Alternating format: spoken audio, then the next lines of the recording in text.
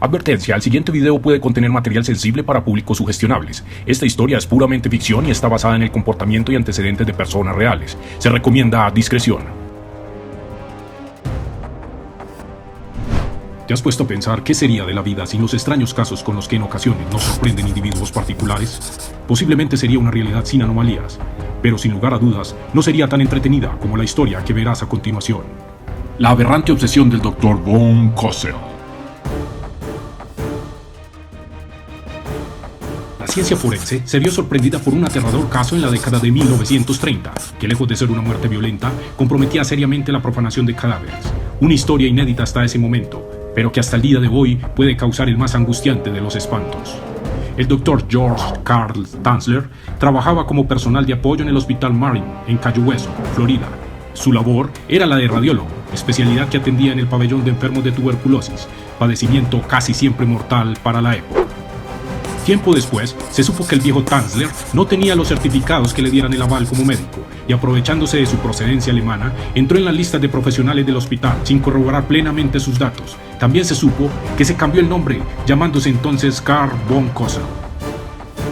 En las noches, tenía sueños con su difunta tía, que protuberante en carnes, de cabellos oscuros y lacios, aparecía en su habitación para protagonizar salvajes fantasías incestuosas.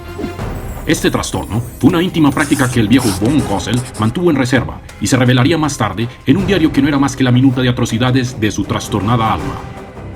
Cuando una paciente de origen latino llamada Elena Hoyos fue ingresada al hospital, von Cosel vio su cabello muy similar al de la tía quien hiciera concubina en sus sueños. Así que se obsesionó con ser el médico encargado de la bella Elena, intentando salvar su vida de la despiadada enfermedad y de paso tener acercamientos impropios que le obligaban sus incontenibles deseos sexuales. Elena Hoyos había terminado una relación amorosa con su esposo Luis Mesa, también de origen latino, quien la abandonara luego de tener un aborto espontáneo donde perderían a su primer hijo. Afligida por las pérdidas y en una terrible baja de defensas, al parecer contraería la mortal enfermedad. El viejo von Cosel se reunió con los familiares de Elena para que firmaran los respectivos permisos, validándose como el médico tratante de la joven convaleciente. El compromiso del doctor era experimentar con métodos nuevos, buscando resultados positivos en la evolución de la paciente. Los familiares no vieron otro recurso que dejar el destino de Elena en el bondadoso Dr. von Cosel, quien, desinteresadamente, pretendía salvar un alma. Fue entonces cuando el demonio terminó por apoderarse de la voluntad del viejo, y en los minutos íntimos con su paciente empezó a coleccionar sus uñas, mechones de cabello y hasta el vello púbico. En largas noches de soledad y en la intimidad de su casa, eligió un muro donde colgaba los inusuales recortes que extraía del cuerpo enfermo e inconsciente. Ahí mismo anexaba recortes de su diario con cartas y promesas de amor. El mural lo tituló Mi novia Elena. Se volvió experto en fotografía y sacaba imágenes de la paciente que él mismo ampliaba y revelaba, las cuales miraba largas horas mientras su cabeza desataba las más voraces perversiones. El hospital, entretanto, había dispuesto que la paciente Elena Hoyos era un caso como muchos otros donde el tratamiento podía ser suministrado en casa, bajo los cuidados de familiares mientras llegaba el inevitable día de su muerte. El Dr. von Cosel solicitó nuevamente a la familia poder visitar a Elena y suministrar los medicamentos necesarios en el tratamiento. Fue así como el viejo empezó a asaltar los dispensarios de medicina del hospital para luego llevarlos a la casa de Elena. Allá se aparecía perfumado, con rosas y chocolates para una paciente quien ya estaba más del lado de los difuntos que de los vivos. Sin embargo, el viejo convenció a la hermana de Elena que los regalos hacían parte de la terapia de rehabilitación. Además, solicitó minutos a solas con la paciente, treta magistral para tener más material aberrante que estimulara su apetito por las rarezas. La noche del 28 de octubre de 1931, finalmente Elena Hoyos pudo descansar de su enfermedad y principalmente de los acosos del viejo, los cuales habían alargado su tormento. Como era de esperarse, el viejo quiso hacerse cargo de los gastos del funeral.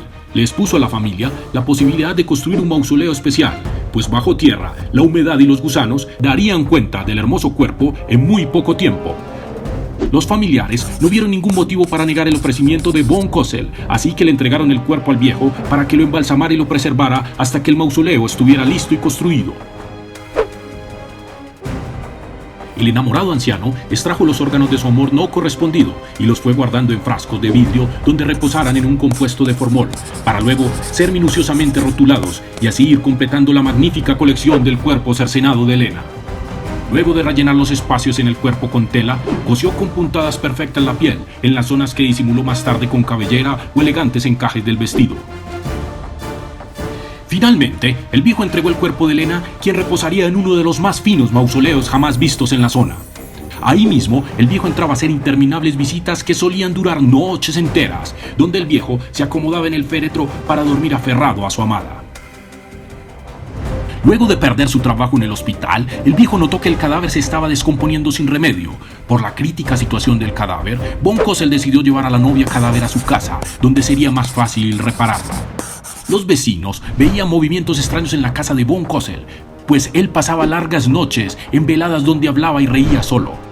Desde la ventana lo veían bailando con una muñeca de tamaño real que se intentaba desgajar en los pasos de la inusual y macabra danza. Era común ver al viejo entrar a su casa atiborrado de cajas, donde traía frascos de todo tipo, con fragancias para disimular la pestilencia del cadáver.